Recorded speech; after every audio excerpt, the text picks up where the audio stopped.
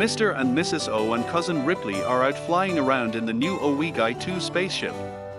I've been elected to narrate this video. Evidently, when Mrs. O and her cousin were vacationing at a volcano in Tahiti, they dug up some diamonds. So, they splurged on a new ride. It's my understanding they'll be dropping by to keep an eye on things. Here are some pictures of the cab and related parts before sprucing it up a bit. This is a picture of the cab from the front, top side up. It was decided not to put Tolex on the cab at this point in time. Mr. O kind of likes the way it looks and figured someone else may too. But, if no one scoops up on the amp looking this way, we'll come back and wrap it up in Tolex later. This shows the cab from the front, bottom side up. A close look at the inside bottom of the cab. And, a closer look at the inside top of the cab. A look at the inside, right side, of the cab. And, a look at the inside, left side, of the cab, with the tube chart on it. Here's a close-up of the tube chart. And, here's a look at the front of the cab again, with the cab hardware laying in front of it. Here's a couple pictures to get a better look at the condition of how the original hardware looked. It's been painted gold at some point in time. And there is a fair amount of corrosion also. The back panel, shown here, has been spray painted black, and there looks to be a bit of gold under the black. The aluminum piping around the front panel has been painted gold. Here's the back side of the front panel. And, unfortunately, the original grille cloth has been painted black.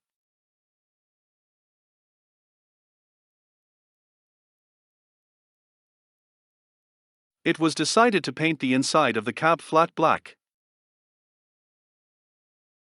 An area around the tube chart was left bare, /original. Unfortunately, the tube chart was a bit brittle and cracked off, here and there, around the edges. Here's the inside, right side, of the cab. Before painting the inside top of the cab, it was sanded, to level out the filler.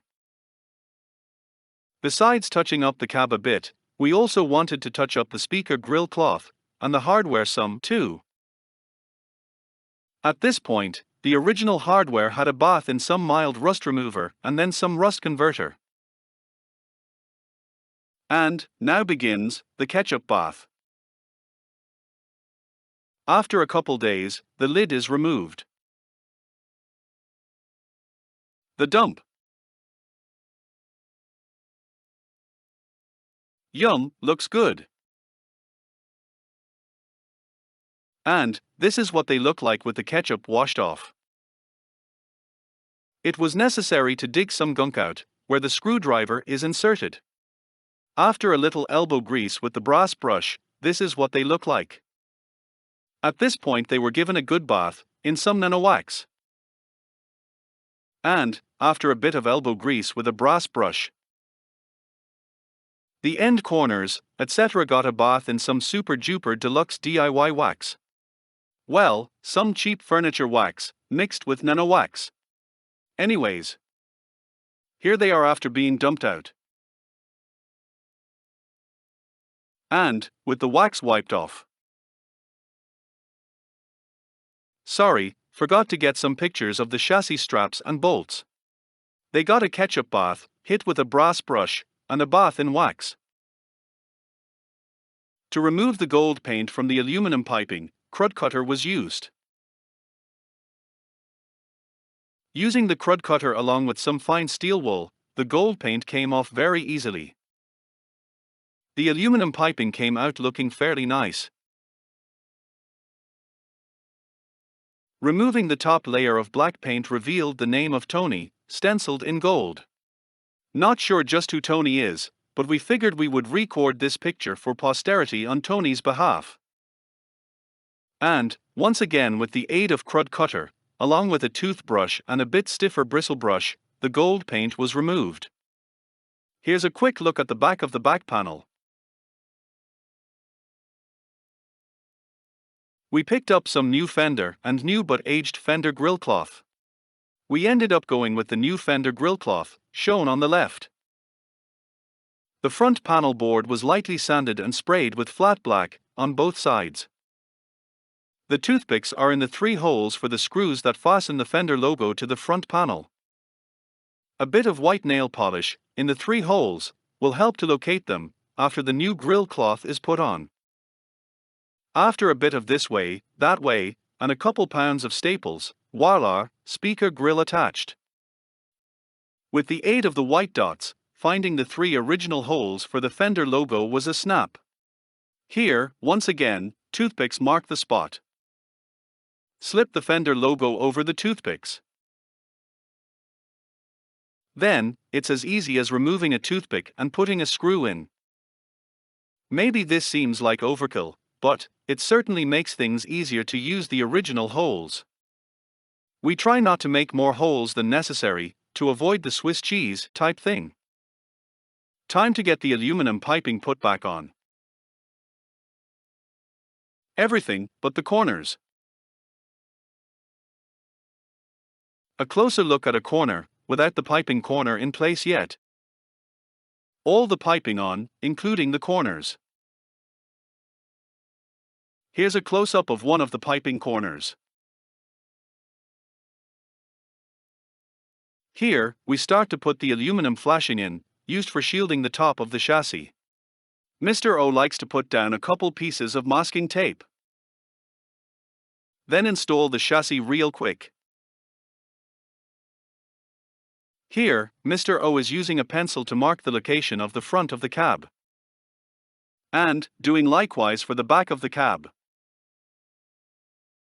Now, we have the location of the front and back of the cab. Again, this may be overkill for some, but Mr. O doesn't mind taking the time and effort.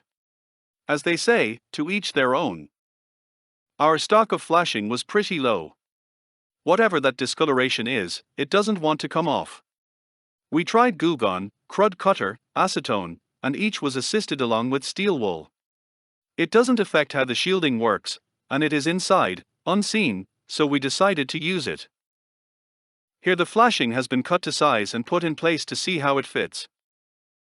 And, here the shielding has been installed using both contact cement and staples. The chassis and handle bolt holes are drilled out. And then the burrs are removed.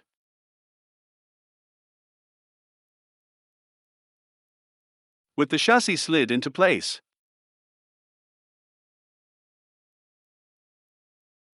A flashlight can be used to line up the cab hole with the chassis hole. Here the chassis straps and chassis bolts have been installed. The bushings in the bottom of the head protrude above the floor of the cab, where the reverb tank lays. A simple spacer, made from some decent cardboard and duct tape, is used to raise the reverb tank up and make it semi-flush with the protruding bushings.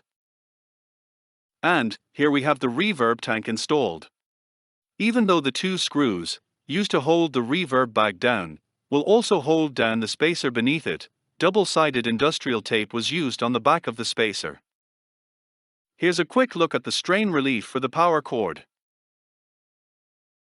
And, a quick look at a strain relief being used as a guide for the reverb cable. We can't forget the cab feet. And here's a couple close-ups of the feet/corner protectors.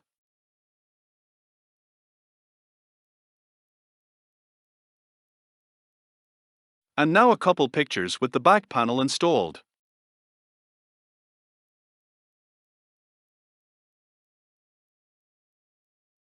And, last, but not least, a couple pictures of the front of the completed amp. Not too shabby.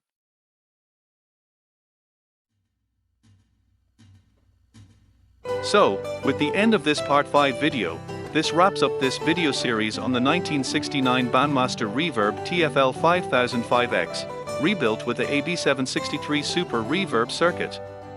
If we end up slapping some Tolex on the cab in the future, we'll make a quick video on it, and tag in on the end of this video series. Thanks for taking the time to watch.